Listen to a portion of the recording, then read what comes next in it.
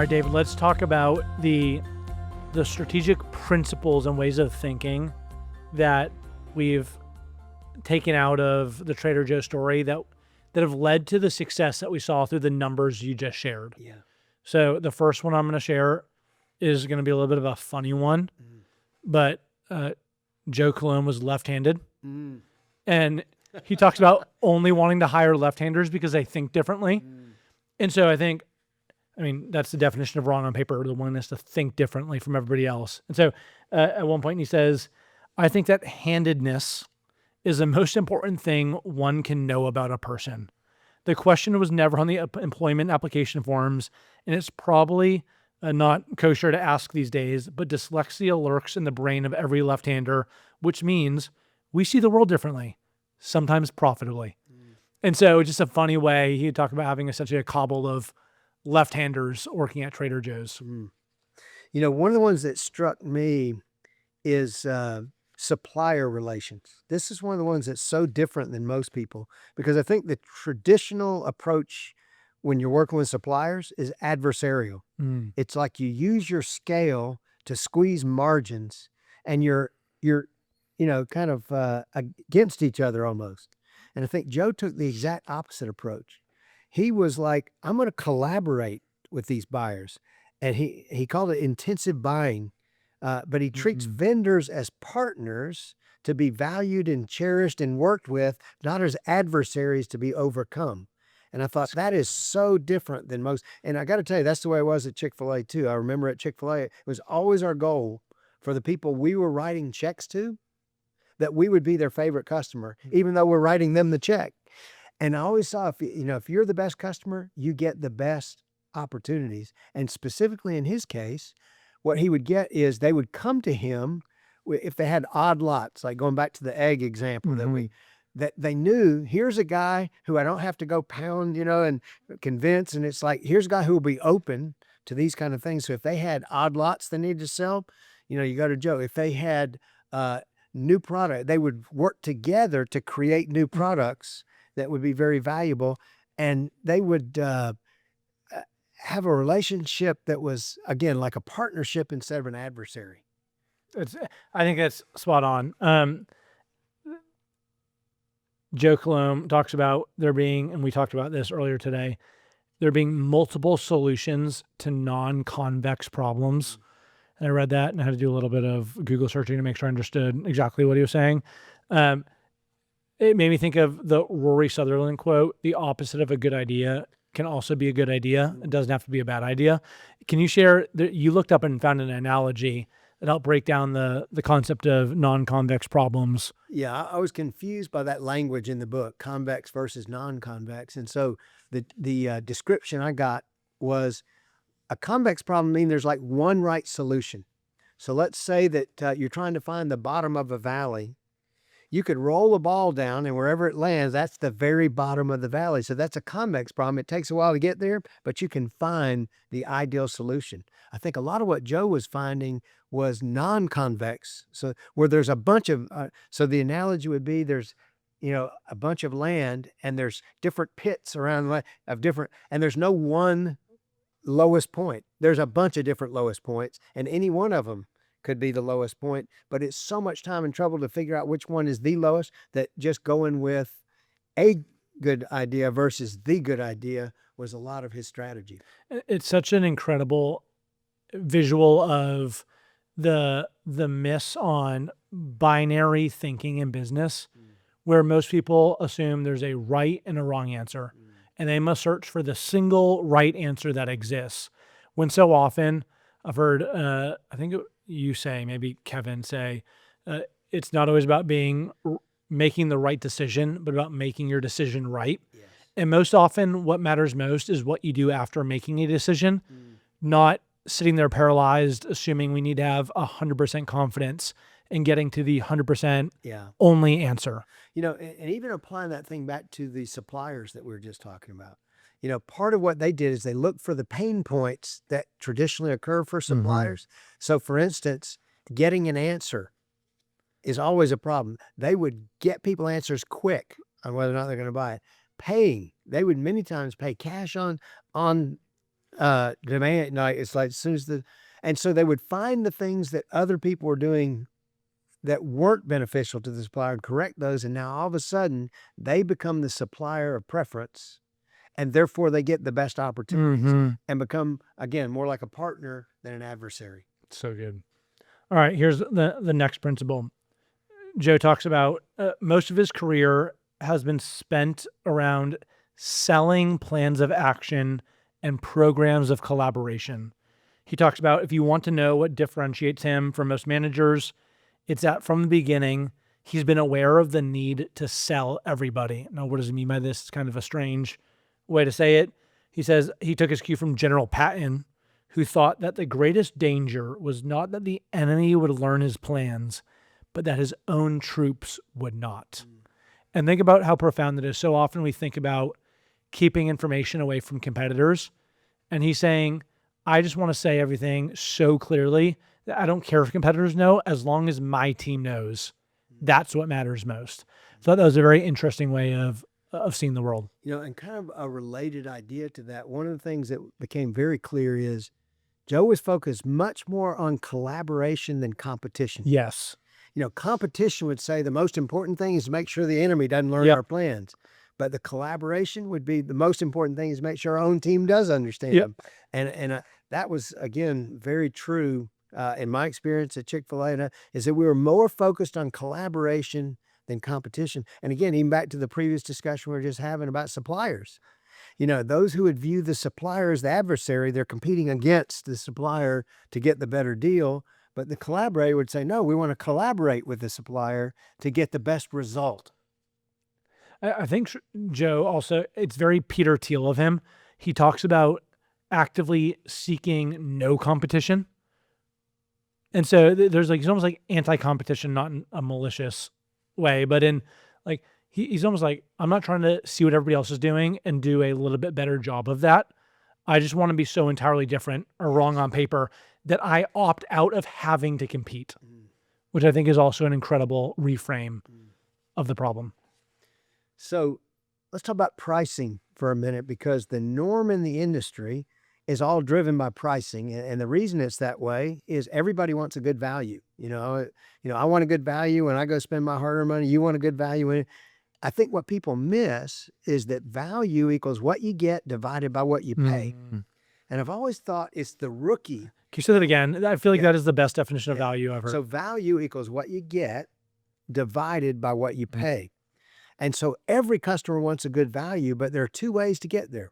You can reduce what people pay, or you can increase what they get.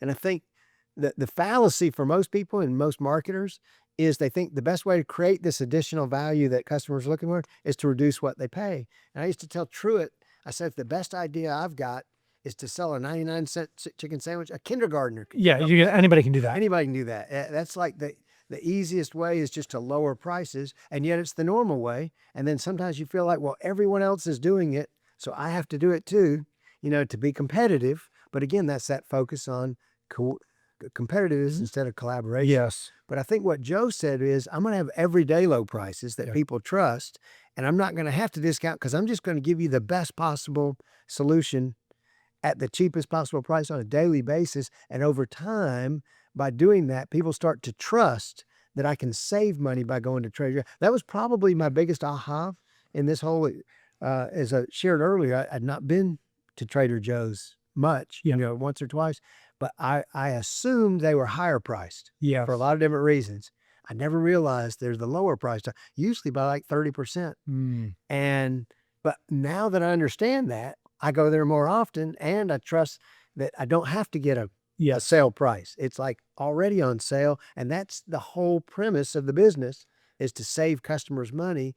And so I just think that whole pricing thing is a real stroke of brilliance, understanding value is what you get by what you pay. But a great way to create the value is the what you get side, not just the what you pay side. And then they create the differentiation by creating all these unique, you know, products. And they talked about, we may only have 4,000 SKUs, but there are 4,000 of the best-selling SKUs, so to speak, 4,000 of the all-star products, so to speak. And they're just going to focus on all-star products instead of all the products. Yeah. So value, top of the equation, what you get. I love this part. Joe talks about to keep sales increasing, we relied on new ideas around what you get Right. implemented in existing stores. This was my favorite form of growth. I don't think that any given store ever fully realizes its full potential. The default in so many, whether retail, food service, grocery, C-store, is that growth comes through increasing unit count, not through increasing same-store sales. If you get same-store sales to increase, that's amazing. But that's not the strategy for growth. It's to add locations. And a close corollary idea to that I found very surprising is I think the norm, especially in the grocery industry, is consistency. Like when I go to Kroger, when I go to Publix, I want them to consistently have what I want every day. I'm going in to buy these, things, and they need to have those things. That's kind of the norm. I think where Joe kind of took a detour is he said, you know what? I am going to have some consistency, but I'm also going to have inconsistency on purpose. I'm going to run out of product because if I'm going to get you these great deals, like on the eggs, I may have a limit to what I can do. I'm going to get you the best deal, but it may be limited in flavors and all the rest. And so they created scarcity instead of abundance, and it did two good things for them. When I go into Trader Joe's now, I know if I see something I like, I better buy it because it may not be there next time I come. It's like this is part of their strategy is to run out of products that are even popular. That's good. But I also know they're going to replace it with something as good or better. So they said that instead of grocery shopping being a chore, like it is for a lot of people, because I'm just going to get the same things off the same list at the same shelves, at the same price, they make it like a treasure hunt, where I'm always going in to discover new things. And I never know what I'm going to see when I go to Trader Joe's. And I think back to Costco. We haven't done it. We may need to do an episode, but I was studying Costco a lot. That's their philosophy too. It's like, we're just going to sell things that we can get at a bargain till they run out. And then we're going to replace them with other things we got at a bargain till they run out. But it becomes more like a treasure hunt that you're going on instead of a routine, laborious, chore that I have to do. Well, oftentimes Trader Joe's map to the treasure hunt is the Fearless Flyer. Have you picked up one of those yet? I have, yes. It is incredible. So the Fearless Flyer, it began in 1969, and it's a sheet of gossip, of inside information. And I love the way that he thinks about it. It's essentially a whimsical, creative form of education that serves as a way to market what's coming, what exists in Trader Joe's stores. And I've never seen somebody read that and feel like, they're trying to sell me something. Well, they said it's kind of where Consumer Reports meets Mad Magazine. Yep. Like it's half Consumer Reports, half Mad Magazine, I think. So I think it's important because I think Fearless Flyer is such a unique part of the customer experience at Trader Joe's. So the Fearless Flyer, written specifically for the overeducated and underpaid, required two mindsets. Well, the first mindset is there are no such things as consumers, dolts who are driven by drivel to buy stuff they don't want or need. They're only customers, people who are reasonably well informed and very well focused in their buying habits. So they're very clear on who they're writing it for. People don't feel like they're being written to like they're an idiot. They feel like, oh, I'm being respected through how this is written.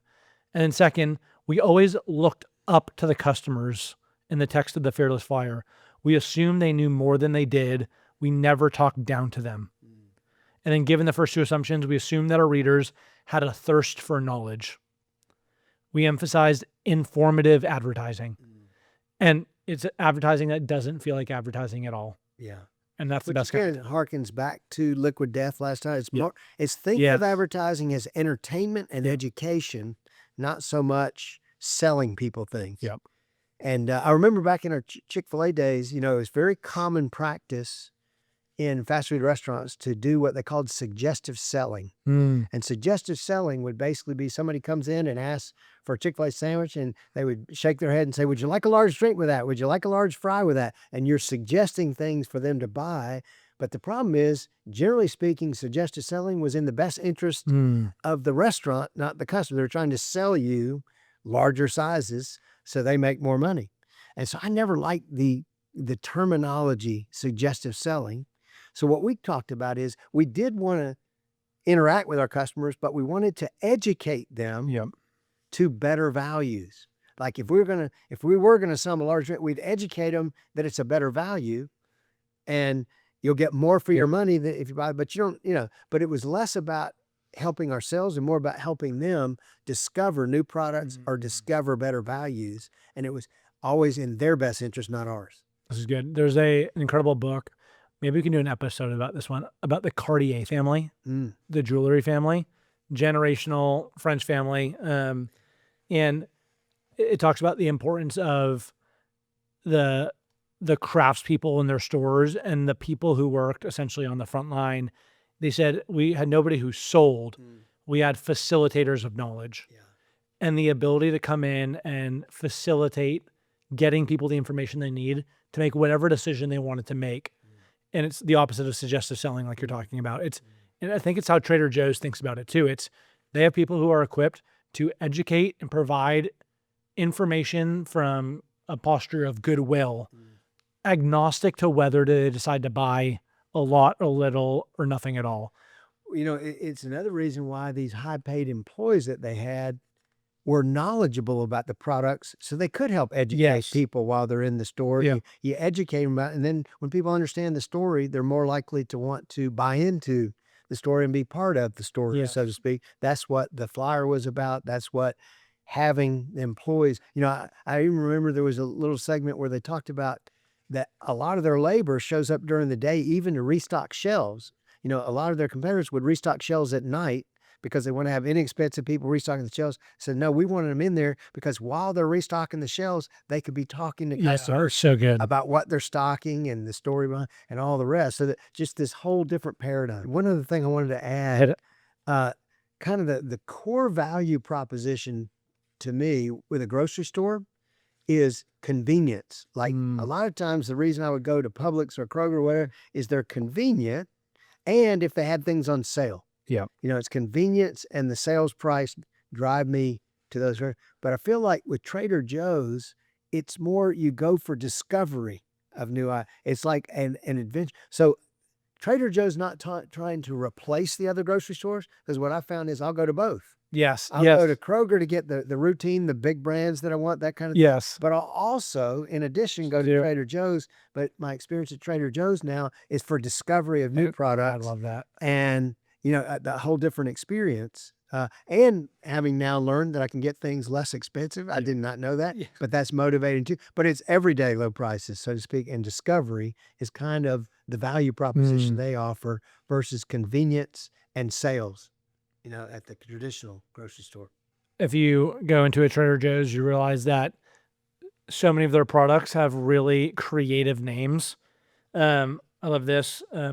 There's a particular angle to the naming of our products. I wanted to create a silent conspiracy among the overeducated, underpaid people in the town, so that as they moved down the aisles, they would read secret messages on the products. Think about the level of intentionality and detail to think about naming a product, not just being a way to drive clarity, but a way to communicate a message, to emotionally connect with somebody and reinforce the benevolent, cultish feel to what they're doing. I never really thought about, it's the Liquid Death style. Like, how are you communicating through creative ways and non-traditional ways, in non-traditional mediums, to have a message land in a way that might not have previously? I read something in the book that really connected with me, because this is exactly the way we used to think about it.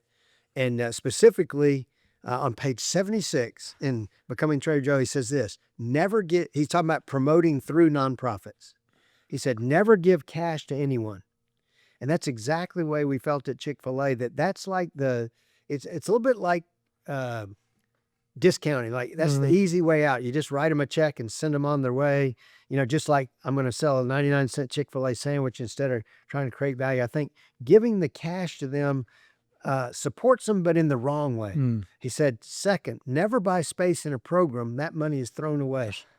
And that's exactly, we said what we wanted to do. We wanted to help the nonprofit, but we wanted to help them in a more meaningful, more personal way than just write a check. We used to use the term, we're not write a check marketers. We don't just write checks and walk away. So what we would want to do is collaborate with that nonprofit to do something far more than just writing them a check or buying an ad in their program. So, for instance, we might offer to let them sell Chick-fil-A sandwiches and all the money goes to their, at a big event or something like that. And in his case, he said, what we mostly did was give wine to these nonprofits and they could use it for auctions, they could use it for events.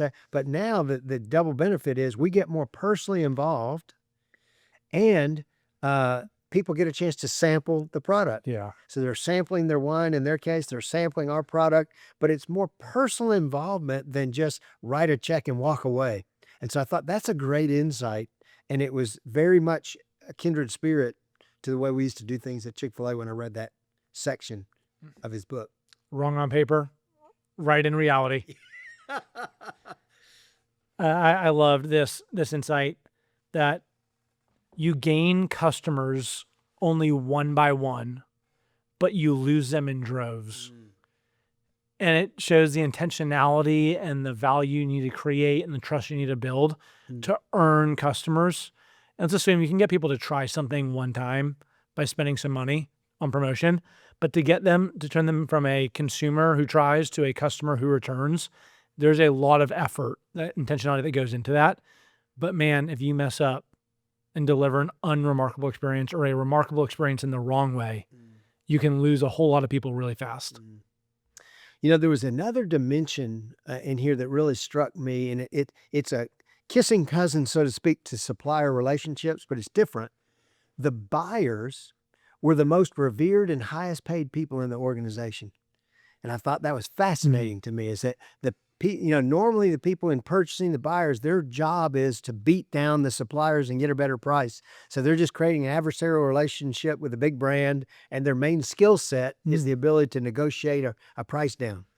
But for Trader Joe's, the skill set they were looking for is someone who had a passion about food, who loved food, who could identify, these great products that would be all-star products on their list. So they would have to go out and find the all-star products, and they'd have to have the savvy to know what they were. They'd have to have the partnership and skill ability to partner with the suppliers, because in many cases, they created these. Yes. So it was somebody who was savvy in the world of food who helped create it and would know what would sell. Yeah. So the knowledge level needed for those people was unbelievable, because they had to go out and find the 4,000 all-stars in a sea of 40,000 and come up with unique brands, because part of what Trader Joe's was trying to do is compete by not competing. Yeah. They didn't want to just compete by having the same products as everyone else. They wanted to compete by having superior products that you could only get at Trader Joe's. Yeah. And the buyer was the one, who had that responsibility on their shoulders.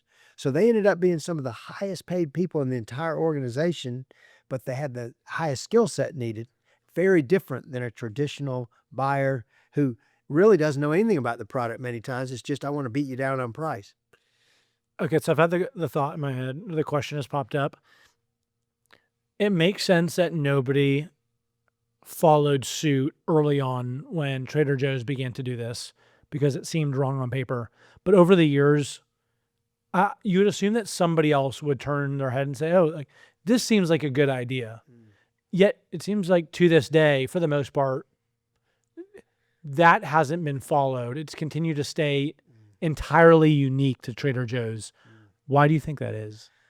Well, I think part of the issue is that he made a lot of individual decisions that compounded together have created this fortress that they can protect. Any one of those decisions, somebody can do it, but it's the combination of all of them and the moat that's been created as a result that makes it so unique. Because, for instance, the bigger grocers can't buy the extra large eggs because there just isn't enough supply. Yeah. So, but there's plenty of supply to supply it to Trader Joe's, but not enough for the bigger chains. So they kind of found this discontinuity of supply that they could use that other people couldn't because of the scale of the other businesses. And then the people part, on and on and on it goes. But any one of these wouldn't have made, it's the combination of all of it. The supplier, the purchasers that can identify it's the team members, it's the small footprint of it's all these things put together that create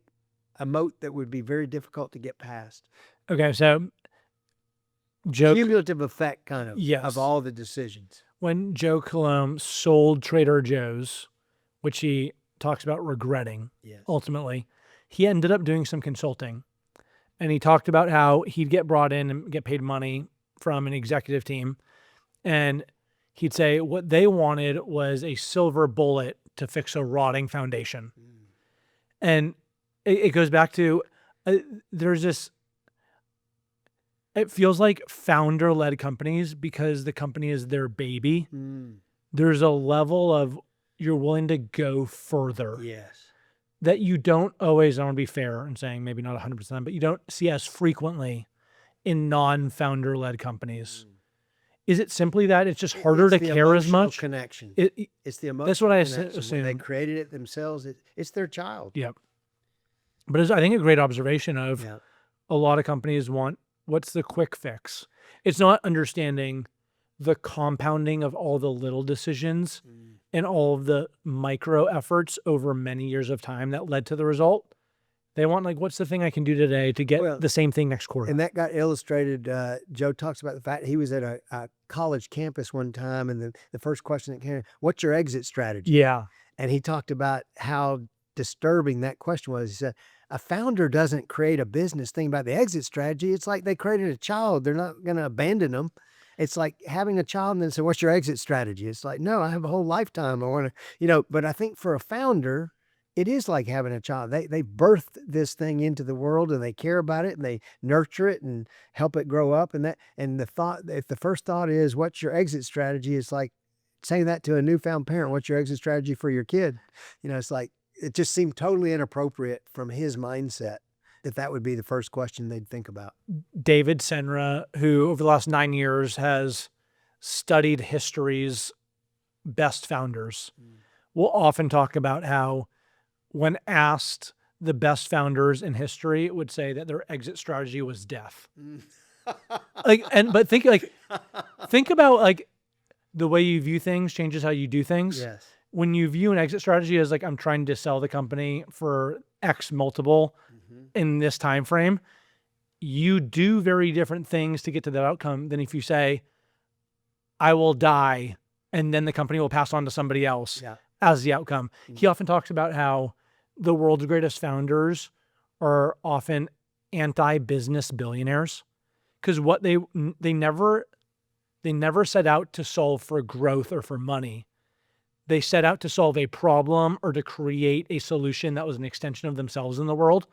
And therefore, becoming a billionaire was a byproduct of the mission they sent out to accomplish, not the end aim. So there was a quote in the book that I think relates to what we were just talking about that just really hit home with me. And he said, the fourth general theme in winning corporations, and we're talking about founders, is a view of profit and wealth creation as inevitable byproducts of doing other things well.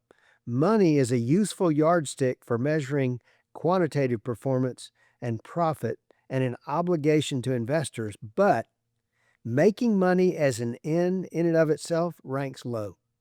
So I think for a lot of founders, the money-making part ranks really low. It's like they're doing something more important, and money is the byproduct of the more important thing they're doing.